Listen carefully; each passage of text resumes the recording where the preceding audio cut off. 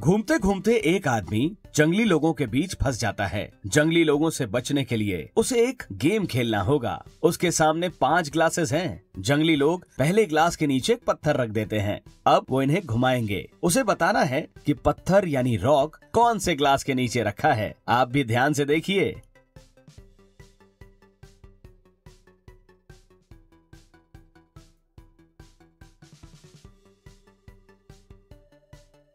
जंगली लोग फिर उस आदमी से पूछते हैं, बताओ पत्थर कौन से ग्लास के नीचे है? तो आदमी बोलता है डी। अब आप बताइए कि क्या वो आदमी उन जंगली लोगों से बच पाएगा कि नहीं बच पाएगा? मुझे अपना आंसर कमेंट करके बताइए। आप चाहें तो रिपीट भी कर सकते हैं। इस वीडियो में टोटल 15 पहेलियां हैं, तो आप जितनी पहेलियों का सही जवाब दे पाओगे आपके उतने पॉइंट्स होंगे। अगर 5 पहेलियों का सही जवाब दोगे तो आपके होंगे 5 पॉइंट्स। वीडियो के एंड में कमेंट करके बताइएगा अपने पॉइंट्स। देखते हैं किसके ज्यादा पॉइंट्स होते हैं। और हाँ, इस वीडियो के एंड में जो पहेली है वहाँ काफी लोग फंसते हैं, इसलिए उसे जरूर देखिएगा। आपको एक तांत्रिक किडनैप करके एक जादुई घर में कैद कर देता है। हालांकि आप सामने दिख रहे 4 दरवाजे में से किसी एक दरवाजे से बाहर निकल सकते हैं। पहले दरवाजे के पीछे बहुत ज्यादा ठंड है। अगर आप इस दरवाजे से जाएंगे तो आप कुछ ही सेकंड्स में बर्फ बन जाएंगे। दूसरे दरवाजे के पीछे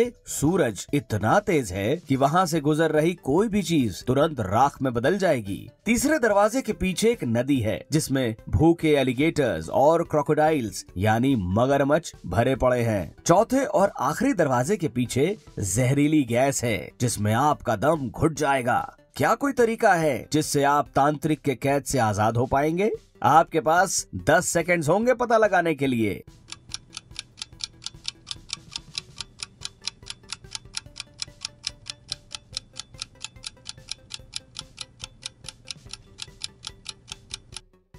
कॉमन सेंस लगाना था। शाम का इंतजार करो और जब सूरज ढल जाए तो दूसरे दरवाजे से निकल लो। क्या आपका जवाब भी यही था? इस पहेली में मेरे शब्दों पर ध्यान दीजिएगा, वरना आप फंस जाओगे। आप घूमते घूमते गुफा में फंस गए हैं। आपके सामने गुफा से बाहर निकलने के 2 दरवाजे होते हैं। पहले दरवाजे के पीछे गर्म लावा की नदी है। अगर आप उसमें गए तो आप ऑफ कोर्स जलकर मर जाएंगे। दूसरे दरवाजे के पीछे -30 डिग्री के ठंडे पानी की नदी है। इस दरवाजे से अगर आप तैर कर गए तो आप पानी में बर्फ बन जाएंगे और आपकी मौत हो जाएगी। आपके पास कोई सामान नहीं है और आप अकेले हैं। बताइए कि आप कौन सा दरवाजा चुनेंगे गुफा से बाहर आने के लिए? और जैसा कि मैंने बताया, मेरे शब्दों पर ध्यान जरूर दीजिएगा, वरना यहाँ आपका पॉइंट नहीं बढ़ेगा। स्टार्ट।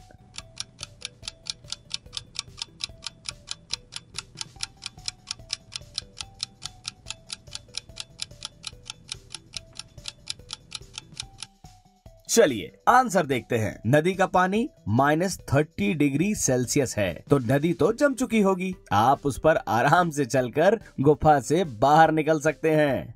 सिंह साहब की डेथ हो जाती है। इन्वेस्टिगेशन के लिए पुलिस को बुलाते हैं। पुलिस आती है और घर के चारों सदस्यों से पूछताछ करती है। सिंह साहब की वाइफ बोलती है, मैं तो रूम साफ कर रही थी, मुझे कुछ भी नहीं पता है। उसका बेटा बोलता है, मेरे तो हाथ फ्रैक्चर है, मैं दिन भर बेड पर सोया हुआ था। गार्डनर बोलता है, मैं तो लंच कर रहा था साहब। और कुक बोलता है, मैं तो बाजार सब्जी लेने गया था, मुझे रात का खाना जो तैयार करना था। इन सब का इंटरव्यू लेने के बाद भी पुलिस को कोई सुराग नहीं मिलता है। ऑफिसर अगले दिन वापस आता है चारों से कुछ और पूछताछ करने के लिए, और इस बार वो समझ जाता है कि सिंह साहब का खूनी कौन है। पर कैसे? पुलिस को इस बार ऐसा कौन सा सुराग मिला? आपके पास 10 सेकंड्स होंगे पता लगाने के लिए। आप चाहें तो वीडियो थोड़ा पीछे करके देख सकते हैं।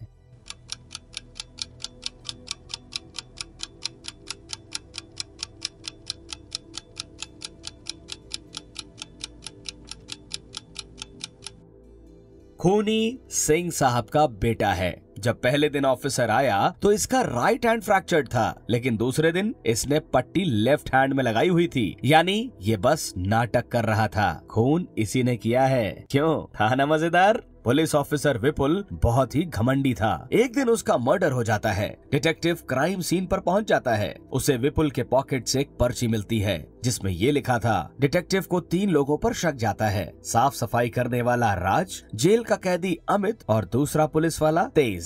साफ सफाई वाला बताता है, मैं तो सफाई कर रहा था। इंस्पेक्टर विपुल मुझे हमेशा डांटते रहते थे, फिर भी मैंने कुछ नहीं किया है। जेल का कैदी बताता है, सबको जेल में डाल देता था, लेकिन मैंने मर्डर नहीं किया है। दूसरा ऑफिसर तेज कहता है, मैं तो चाय पीने बाहर गया था, मुझे कोई आइडिया नहीं है। डिटेक्टिव विपुल के पॉकेट से मिली पर्ची को वापस से देखता है और समझ जाता है कि खूनी कौन है। क्या आप बता सकते हैं खूनी कौन है?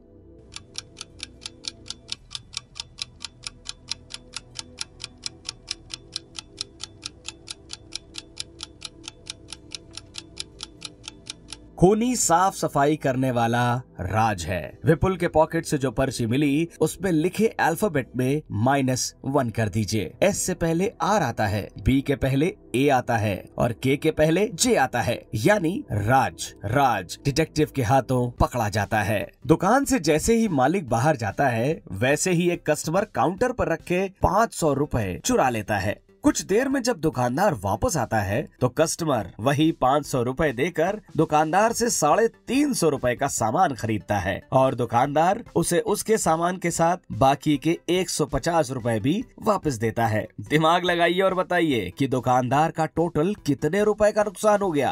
आंसर देखने से पहले अपने आंसर कमेंट करके बताइए।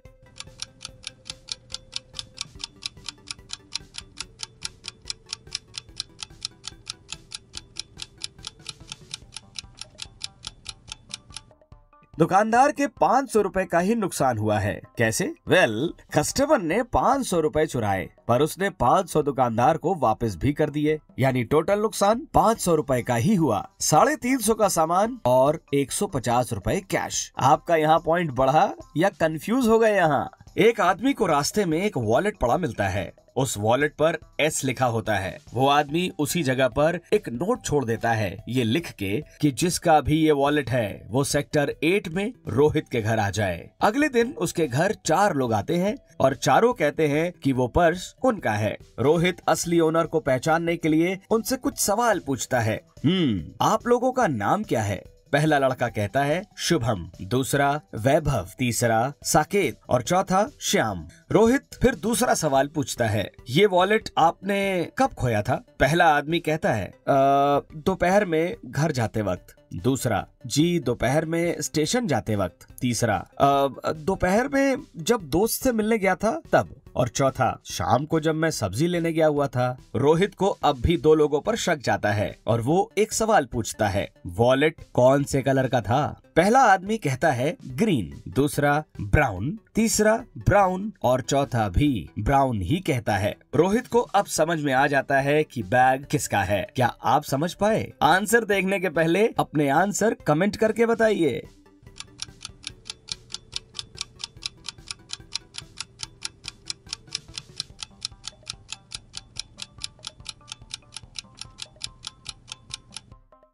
काफी सारे लोग अभी तक सोच रहे होंगे वो वॉलेट तीसरे बंदे का था। वॉलेट पर एस लिखा था तो वो वैभव का तो हो नहीं सकता क्योंकि उसका नाम वी से शुरू होता है। रोहित को वॉलेट दिन में मिला था तो फिर ये शाम को कैसे हो सकता है? यानी ये बैग चौथे बंदे का भी नहीं है और वॉलेट का कलर ब्राउन है, ग्रीन नहीं। तो पहला बंदा भी झूठ बोल रहा था। बैग का असली ओनर है तीसरा बंदा यानी साकेत। क्या आप ये सोच पाए थे? पुलिस एक डाकू का पीछा कर रही थी, लेकिन तभी अचानक से पुलिस की कार और डाकू की कार रेतीले टीलों में यानी सैंड हिल्स में फंस जाती है। डाकू कार से निकलता है और सामने वाले गांव की तरफ भागता है और गायब हो जाता है।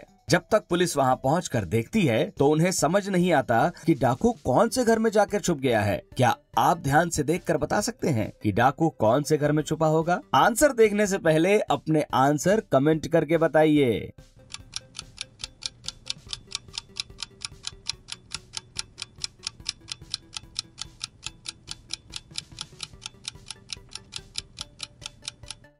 बाकी घरों में पैरों के निशान उस घर के गेट तक जा रहे हैं, लेकिन गेट तो बंद है। लेकिन अगर आप पैरों के निशान को ध्यान से देखेंगे तो घर डी के पैरों के निशान खिड़की की तरफ जा रहे हैं। मतलब डाकू जरूर इस खिड़की से घर के अंदर घुस गया होगा।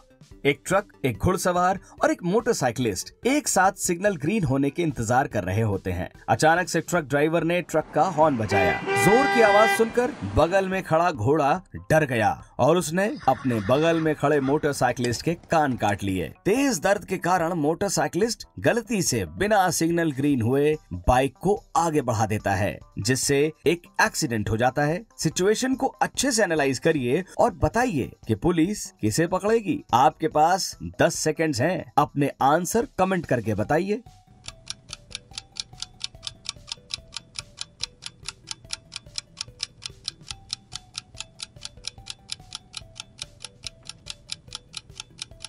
अगर आपने मोटरसाइकिलिस्ट सोचा तो आपका यहाँ 1 पॉइंट बढ़ेगा। मोटरसाइकिलिस्ट गिरफ्तार होगा क्योंकि ट्रक तो सिग्नल पर हॉर्न बजाएगी ही। घोड़े को पुलिस गिरफ्तार कर नहीं सकती, लेकिन मोटरसाइकिल वाले ने हेलमेट पहना होता तो उसका कान भी सही सलामत होता और एक्सीडेंट भी ना होता। था ना मजेदार। एक लेडी अपने स्कूटर पर बहुत लोगों को लिफ्ट दिया करती थी। एक दिन ऐसे ही उसने किसी को लिफ्ट दिया और उस दिन उसकी मौत हो गई। डिटेक्टिव आशीष तुरंत वहां पहुंच जाता है, सीन को देखता है और समझ जाता है कि ये मर्डर नहीं एक्सीडेंट है। पर कैसे? डिटेक्टिव को ऐसा क्यों लगता है कि ये मर्डर नहीं एक एक्सीडेंट है? इसका हिंट वीडियो में ही है, तो आप चाहें तो वीडियो को पीछे करके देख सकते हैं। आंसर देखने के पहले अपना आंसर कमेंट करके बताइए।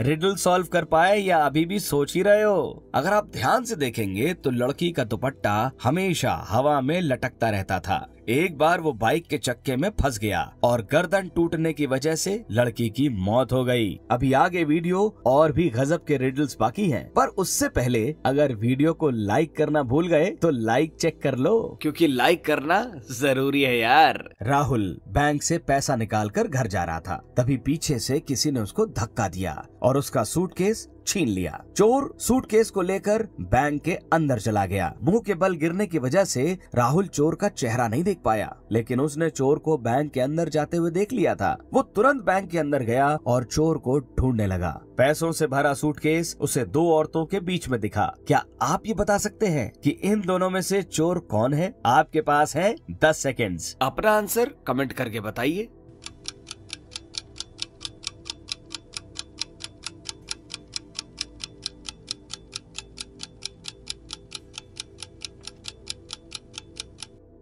पता लगा पाए? अगर ए ने चोरी की होती तो सूटकेस उसके राइट में होना चाहिए था, क्योंकि उसके लेफ्ट हैंड में प्लास्टर है, मतलब चोरी बी ने की है। क्या आप बता सकते हैं कि इस लेडी का हस्बैंड कौन है? तीनों फोटोज को गौर से देखिए और मेरे बताने से पहले अपना आंसर कमेंट कीजिए।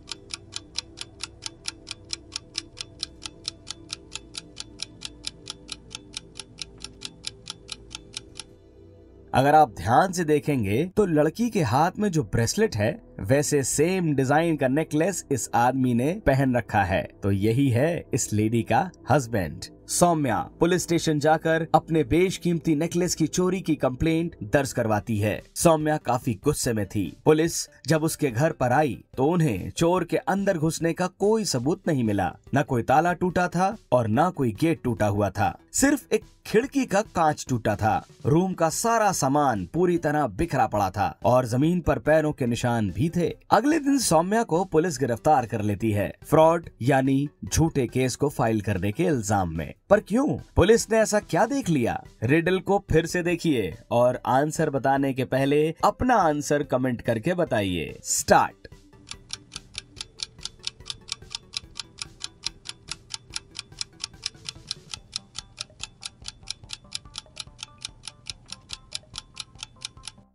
ओवर। पुलिस को विश्वास हुआ कि सौम्या झूठी है क्योंकि रूम की खिड़की रूम के अंदर से तोड़ी गई थी। अगर वो बाहर से टूटी होती तो फर्श पर कांच बिखरे पड़े होते। इन तीनों रास्तों को ध्यान से देखिए और मुझे बताइए कि आप कौन सा रास्ता चुनेंगे। पहला रास्ता नुकीले बर्फ का है, दूसरा रास्ता गरम लावा का है और तीसरा रास्ता जलते हुए कोयले यानी कोल का है। आंसर देखने से पहले अपने आंसर कमेंट करके बताइए।